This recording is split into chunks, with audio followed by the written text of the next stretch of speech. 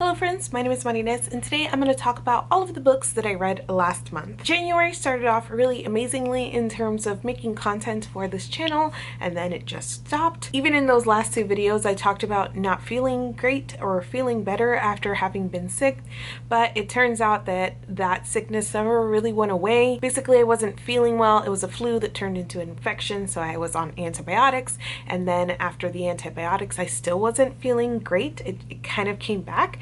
So I had to go on a second round of antibiotics and steroids, and it was just like a big mess. And I essentially spent the entire month of January sick and not feeling like myself, on top of some other like stress related things. So it was just kind of a bummer to start off the year not feeling like myself. I am feeling better now and I'm going to do my best to get kind of back on track. I promise to get you guys two videos, and that is the collab videos for our favorite books of the year and our most anticipated of 2020.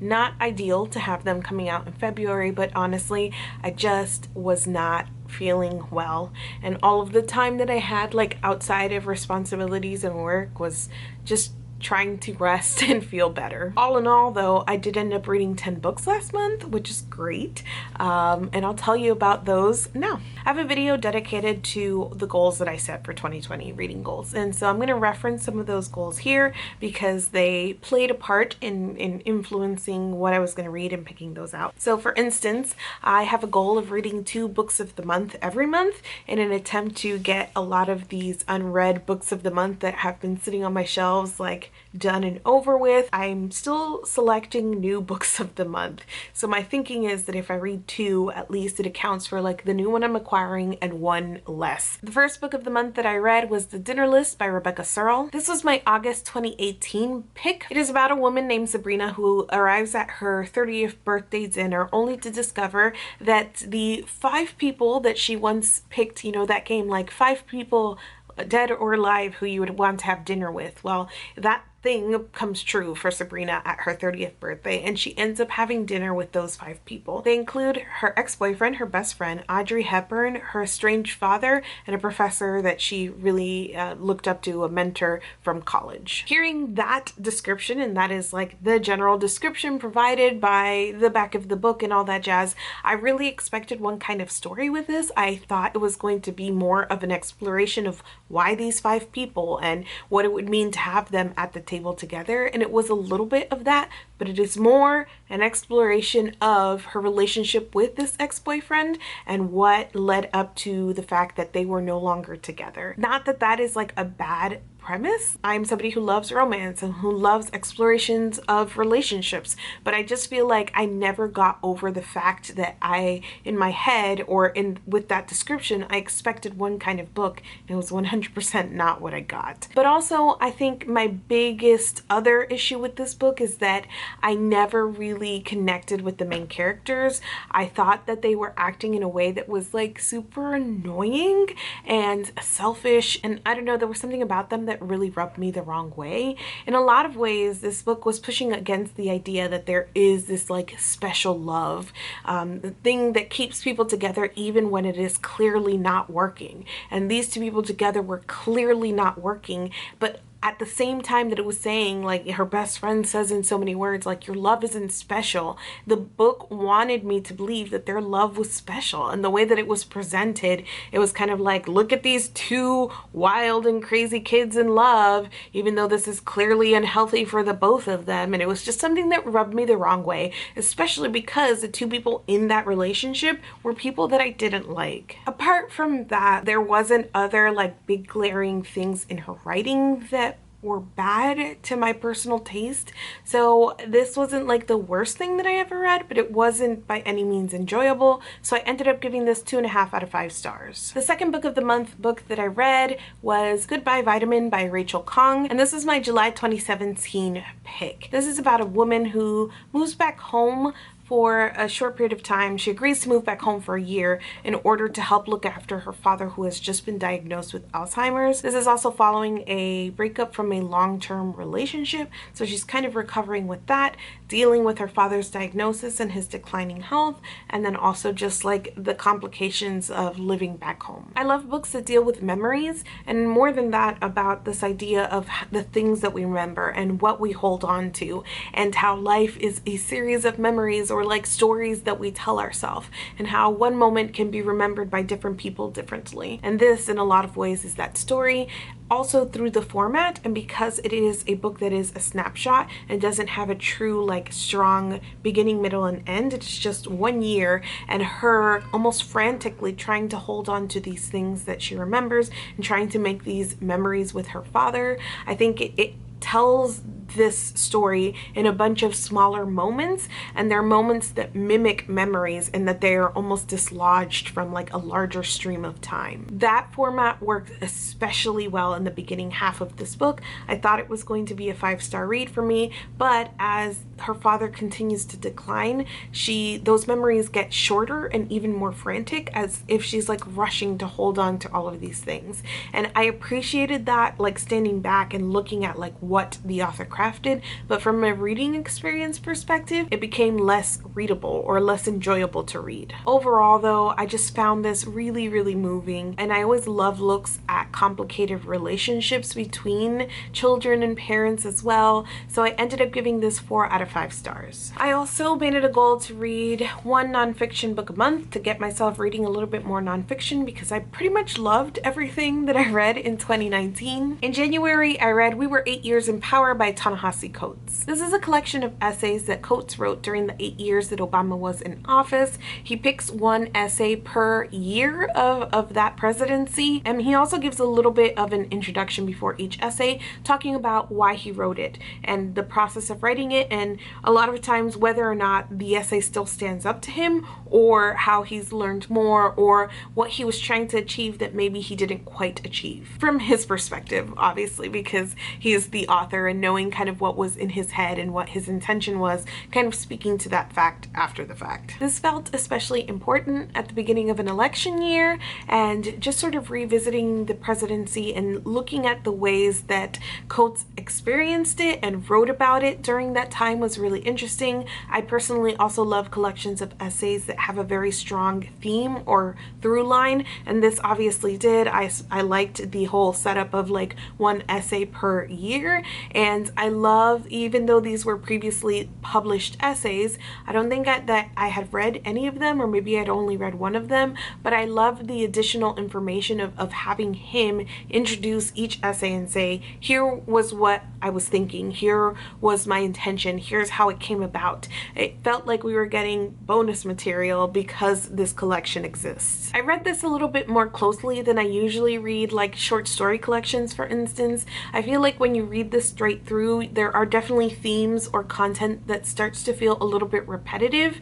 This might be better read like an essay a day or an essay a weekend or something over a longer period of time. The fact that I read it so closely together probably accounts for why this didn't quite make it to 5 stars, but it is very thoughtful. If you know Coates' work, he is very thoughtful, and he expresses things in a very clear and level sort of way. Some people I know would call it almost pessimistic, but it is grounded and it is realistic. I feel like I learned something from this, and I learned at least a different perspective from this, and I am better for what I have experienced and learned because of Coates' writing. I also made it a goal to either read 1 collection of short stories or 1 sci-fi book a month. I did finish Orange World by Karen Russell. This is a collection of short stories. I've read 2 other things by Karen Russell. One is another collection of short stories, St. Lucy's Home for Girls Raised by Wolves, which I absolutely loved when I read it. And I've read her short story Sleep Donation, which is a premise that has absolutely stuck with me. Karen Russell's whole jam is that she's like really weird, and her stories are really weird. I actually don't know if she is really weird. She could be perfectly lovely, but the stories that come out of her head are super freaking weird. I think the thing about them is that they all start very grounded in reality. They're things and premises that you're like, okay, this is like, I get this, I see what's happening. And then she throws in an element or two that is just absolutely like outlandish or futuristic, or just like enough to twist what you thought was reality in a way that makes you feel unbalanced. But even in like her wildest stories, the premises that are the most out there, she creates these characters that just feel super three-dimensional and that are easy to attach to. So you've got this like very firm sense of being in her weird stories. Like there's such an emotional connection, and there is that very easy entry point. And so that feeling of being left unbalanced or in a world that is slightly not like your own, it is just wonderful. I love the way that she does this. I feel like her stories can sometimes feel like strange for the sake of strange, and usually I'm a person that likes when there's like magical realism or like weird stories when there is like a deeper meaning to these things that the author has created or twisted.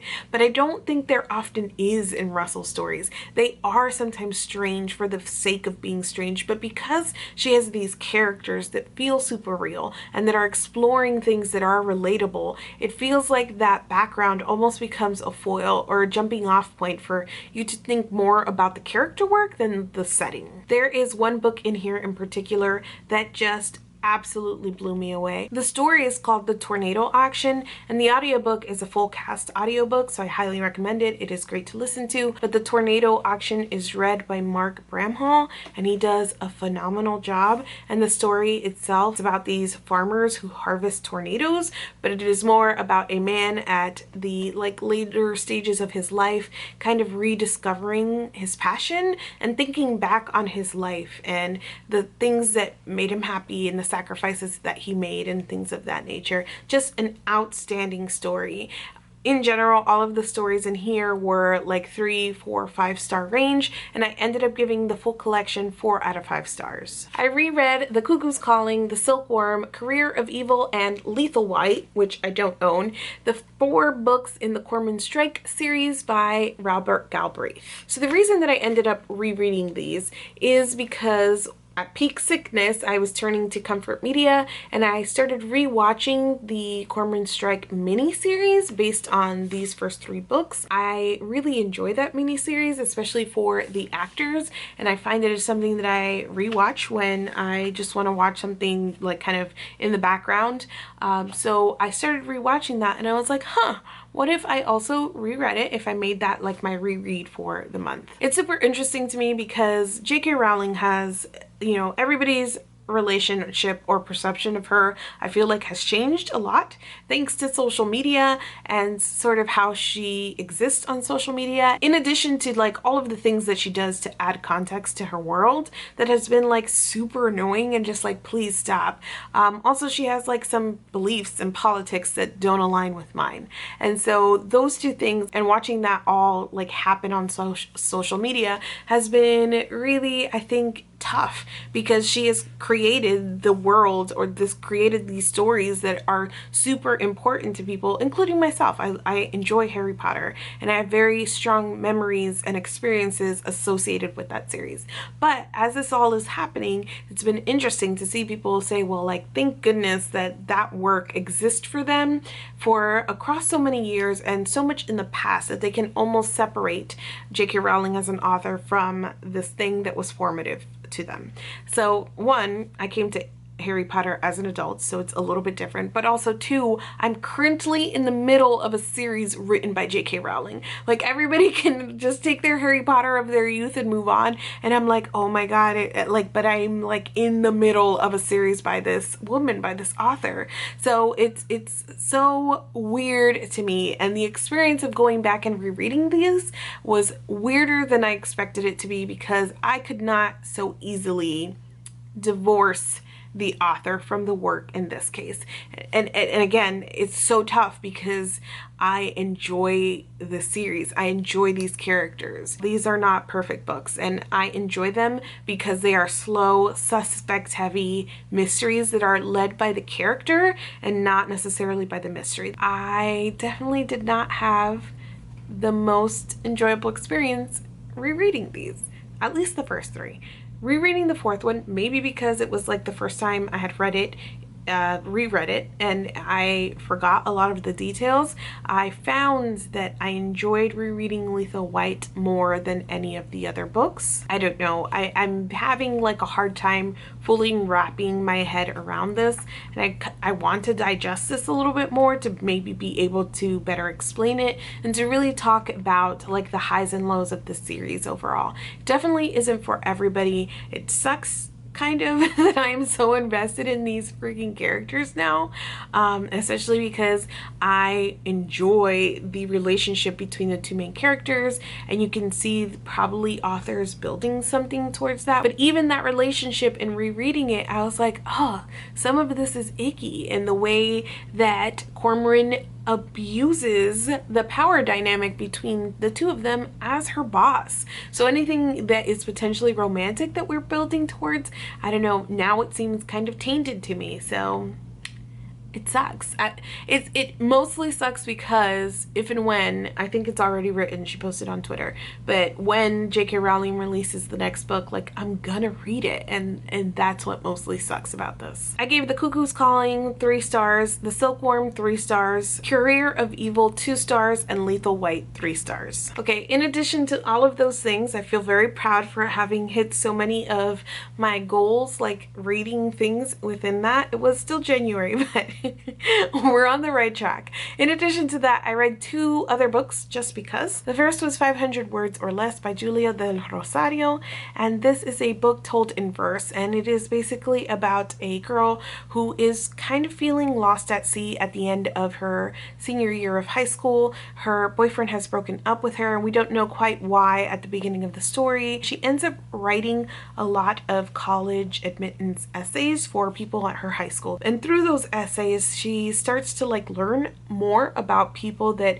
she kind of thought she had pegged, and it also helps her kind of process her own experience that she's going through. In order to be completely transparent here, we invited Juleah to Book Netfest in 2018 to be a speaker. We were looking through debut authors, and I reached out to her because she is also a librarian. We really enjoyed having her, and so I kind of wanted to lead off with that relationship sort of thing before jumping into the book. So I had the book on my TBR since that Book Netfest. I think that this had a lot to say in terms of some of the racism and some of the misogyny, especially as it pertains to infidelity. And there were just a lot of like keen observations in terms of some of the themes and things that it was bringing up that I enjoyed. It was also like very angsty. I feel like it was in a way that, I don't know, I felt like this sort of like lost at sea feeling was how I felt at the end of high school, and just like being faced with like picking a thing that I was going to do for the rest of my life was just very, very overwhelming for me. I felt a lot of that like teenage angst again while reading this, which I know some people might not enjoy, but I think that it worked here. For me personally, when I read books that are told in verse, I want the poetry to either read like very classic poetry, so to have a little bit of like rhyme or some like something lyrical or musical about the writing to really justify why we are reading this novel in verse. This read more to me like the kind of contemporary poetry that I don't like. I do like contemporary poetry, and I like contemporary poetry that is just capturing a feeling or like an experience in a few words, and you know, does something in a short amount of space that is like impactful in sort of economic way.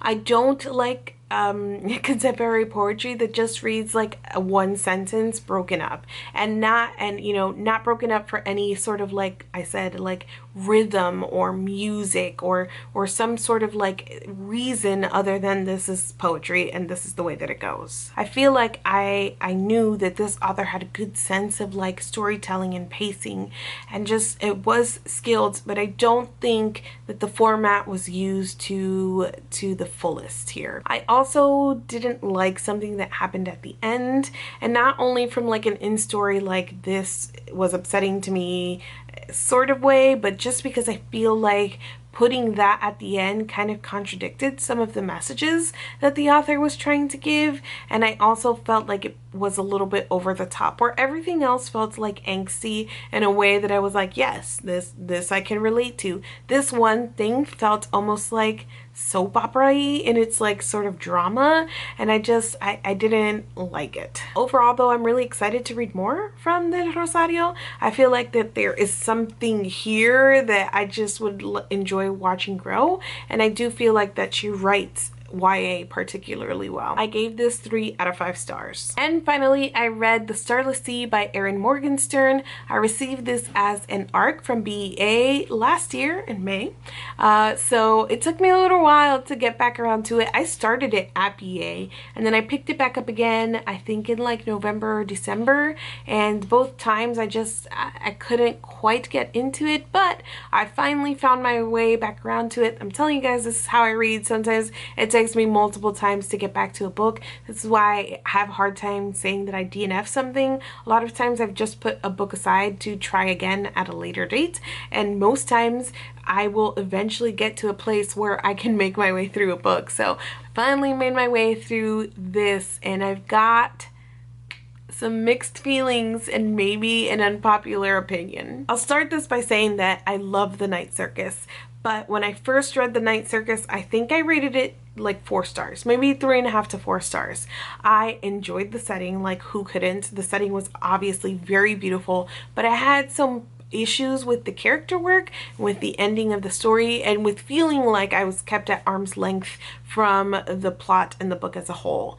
When I reread that book, something clicked for me, and it was obvious to me that a lot of the things that I felt like I was missing within the characters and within the plot, Morgenstern did all of that work within the setting, and there were so many elements of the circus that were a reflection of her characters. So enjoyed it, but didn't love it at first, and now it has grown to be one of my favorite books of all time.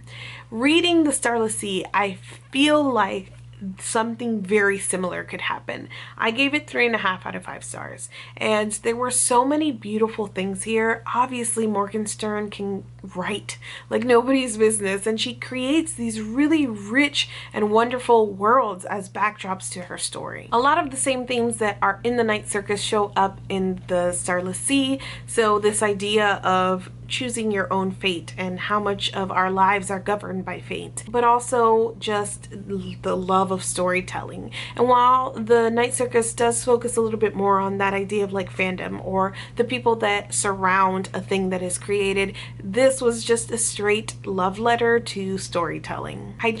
On this first read, I just could not get away from the weakness of the plot and the way that in all of these layers of what Morgenstern has created, especially in her setting, the way that the plot gets away from her. I felt like a lot of times I was flipping back and questioning where we were and how we got there, and just it didn't connect a lot of times, all of those layers that she was putting down. A lot of times in stories, those pieces come together in a way that you're like, aha, you know, like you see the way that it all connects. And that happened a couple times here, but in more often than not, I was like, wait, what?